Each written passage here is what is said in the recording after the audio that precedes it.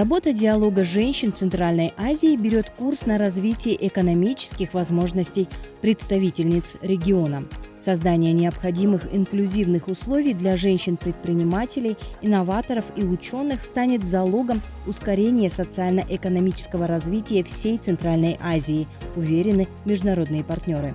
Economically empowering women is one of the smartest decisions, which invites states to make a bold call to develop institutional mechanisms and invest in women innovators and job creators in Central Asia. Любая цель по продвижению женского лидерства в регионе сталкивается с проблемами гендерного характера. Поэтому разрабатываемые стратегические планы должны учитывать интересы каждой женщины без исключения. We must remain engaged with women from all walks of life, especially those who are often underrepresented. Migrant women, stateless women, refugee women, women in border areas, women affected by HIV, survivors of violence, and women with disabilities.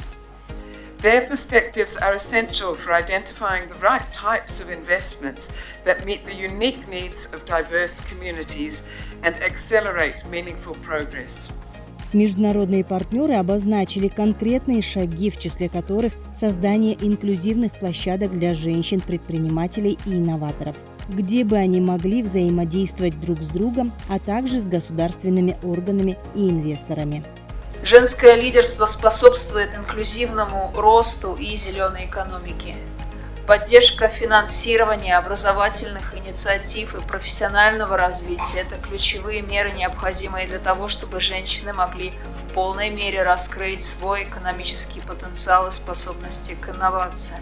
Женщины вносят огромный вклад в устойчивое развитие и экологические инновации.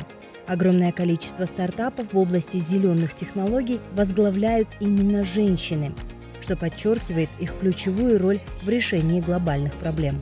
По данным Всемирной организации по интеллектуальной собственности, хотя доля женщин-инноваторов постоянно увеличивается, чтобы дойти к паритету с мужчинами, нам еще предстоит много работать, потому что по данным темпам, если мы не поменяем траекторию, мы такого паритета достигнем только к 2070 году.